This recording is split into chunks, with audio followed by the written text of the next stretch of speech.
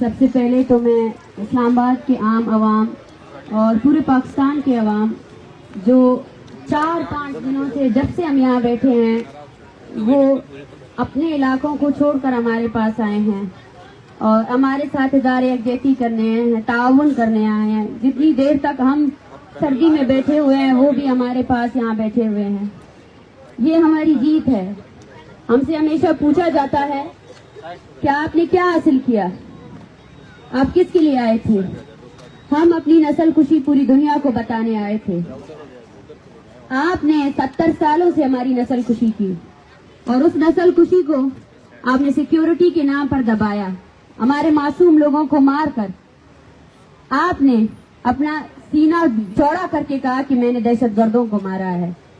آج ہم نے ان ہزاروں نہتے بلوچوں کو جن کو آپ نے مارا، آج ہم ان کے قصے اور کہانیاں سنانے آئے ہیں اور پاکستان کے تمام محنت کش اور مظلوم قومیتوں کے پاس اپنا یہ پیغام لے کر آئے ہیں.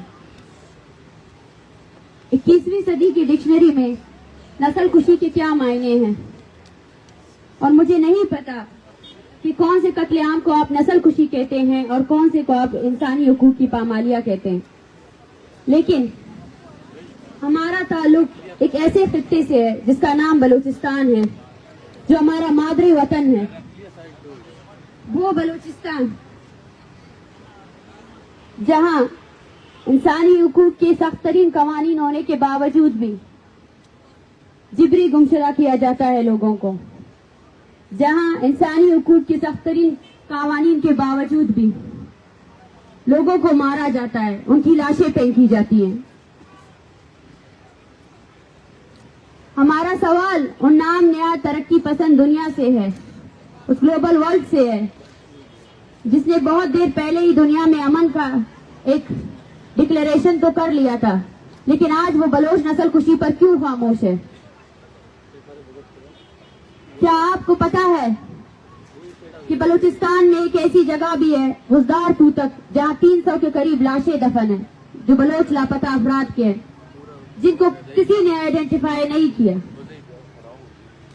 بلوچستان میں ایک ایسا قبرستان بھی ہے جہاں پہ بلوچ لاپتہ افراد کی شناخت کے بغیر جو ہے نا دفنا دیا جاتا ہے. بلوچستان کا کوئی ایسا اسپتال نہیں ہے جہاں مسخ شدہ لاشیں نہیں ہوں، اور جب وہ مسخ شدہ لاشیں گل سڑ جاتی ہیں، یہ ریاست تو ہم سے اب ظلم کی انتہا تو دیکھے. جب لاشیں پھینکی جاتی ہے تو خاندانوں کی قطاریں کھڑی ہو جاتی ہیں، وہ کھڑے ہو کر اپنے پیارے کے ہاتھ پاؤں ان سے یہی پوچھا جاتا ہے، کیونکہ چہرے تو سارے مسخ ہو جاتے ہیں، وہ کون سی نشانی جس سے ان کے پیارے کی آئیڈینٹیفیکیشن ہو. وہ کھڑے ہو جاتے ہیں لائنوں میں. کتنی اذیت سے گزرتے ہیں آپ، اس اذیت کا اندازہ تو لگائیں کہ کوئٹہ کے سول اسپتال میں پڑی ہوئی لاشوں کے لیے پورے بلوچستان سے لوگ آتے ہیں، اپنی باری کا انتظار کرتے ہیں اور وہ لاش کے کونے کونوں کو دیکھتے ہیں، اس کی ٹوٹی ہوئی انگلیوں کو دیکھتے ہیں، اس کے گلے سڑے ہوئے ہڈیوں کو دیکھتے ہیں، دیکھتے ہیں کہیں اس کا پیارا تو نہیں ہے. اس تلاش کو دیکھے، اس تڑپ کو دیکھے کہ بلوچستان کی مائیں لاشوں کا بھی انتظار کر رہی ہے کیونکہ وہ تکلیف میں ہے.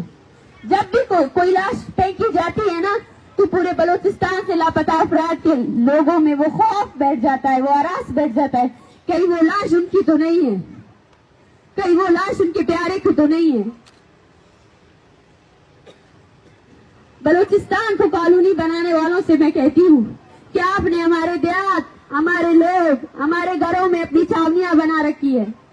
کیا آپ کو پتا ہے کہ بلوچستان میں جاؤ سے لے کر مکران، کولو ایسے ہزاروں کی تعداد میں لوگ ہیں جن کو فورسفلی دربدر کیا گیا ہے، جو اپنے علاقوں میں نہیں ہے، جو اپنے گھروں میں نہیں ہے. آج تہذیب یافتہ دنیا یہ کہتی ہے، ہزاروں کی تعداد میں NGOs بنائے گئے ہیں جو بچوں کی پرورش اور ان کی تربیت کے لیے کام کرتے ہیں، مگر میرے پیچھے بیٹھے یہ بچے، یہ بلوچستان کے بچے ہیں، یہ پیدائشی طور پر اپنے والد کو نہیں جانتے ہیں.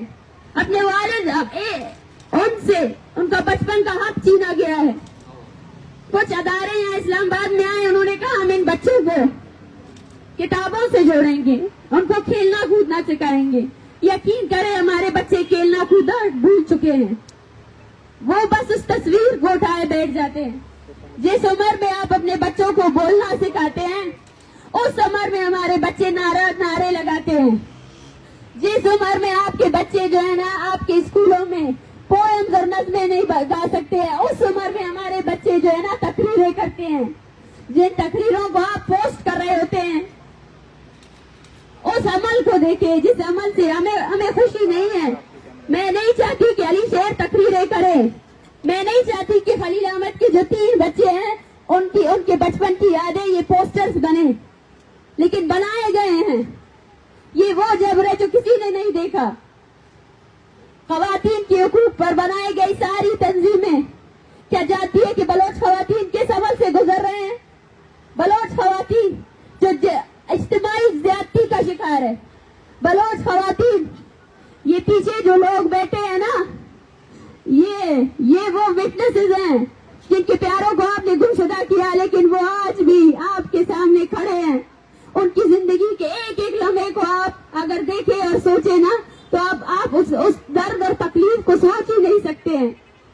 बलूचिस्तान में वो लोग जो इंसानी हुकूक पर बात करते हैं, जो कौमी जद्दोजहद करते हैं, एक्टिविस्ट, सहाफी, टीचर, जब वो अपने हक के लिए बात करते हैं तो आपकी बेशरम, मैं बेशरम ही कहूंगी, बेशरम रियासत जो है ना जाकर उनकी औरतों को अबडक्ट करती है, जाकर उनकी औरतों को जो है ना अगवा करती है और उनको इज्तिमाई ज्यादती का निशाना बनाती है।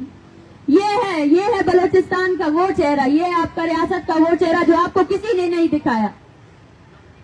मैं अब जब सोचती हूँ कि डर क्या था उन्हें, जब हम इस्लामाबाद आए तो उनको डर क्यों था कि हम नहीं आए, और आज जो ये बौखलाहट का शिकार इंतजामिया है वो डर रहे थे कि बलूचिस्तान की माएं उनके करतूत लेकर आएंगे, पूरी दुनिया को बताएंगे कि इस्लामी जमहूरिया पाकिस्तान में जमहूरियत कहाँ है, पूरी दुनिया को बताएंगे कि इस्लामी जमहूरिया पाकिस्तान इस रियासत की बुनियादें कितनी खोखली है, इसके अदारे कितने खोखले।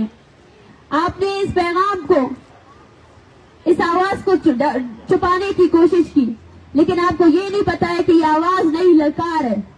आज भी पूरे बलूचिस्तान से हमें कॉल आ रहे हैं, सब चाहते हैं कि वो आए इस्लामाबाद में बैठे, आए इस्लामाबाद को वो घिनौना चेहरा उनकी रियासती सिपाहियों का दिखाए जो उन्होंने कभी नहीं देखा है।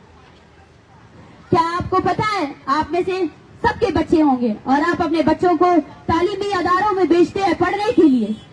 हमारे तालीमी अदारों को भी आप लोगों की रियासती फोर्सेज ने मिलिट्री छावनी बना रखा है। बलूचिस्तान यूनिवर्सिटी में एफसी का एक कैंप कायम है, ब्यूटन्स में एफसी के एहलकार जो है ना मशकें करते हैं, फौजी मशकें करते हैं। बलूचिस्तान में जो है ना आपकी रियासती फोर्सेज ने वीडियो स्कैंडल में, औरतों की वीडियो स्कैंडल में मुलव्विस रहे हैं आपकी रियासती फोर्सेज। बलूचिस्तान में एक भी तालिब इल्म पुरअमन तौर पर अपनी पढ़ाई नहीं कर सकता है, उसको इस हद तक ज़हनी टॉर्चर का निशाना बनाया गया है कि वो अपनी जिंदगी से बेजार है। बलूचिस्तान में आधी से ज्यादा आबादी मेंटल डिप्रेशन का शिकार है। बलूचिस्तान में एक नौजवान जो 21 साल का है उसको नींद नहीं आती आप लोगों की वजह से। आप इस दर्द को, इस कर्ज को कब तक छुपाते रहेंगे?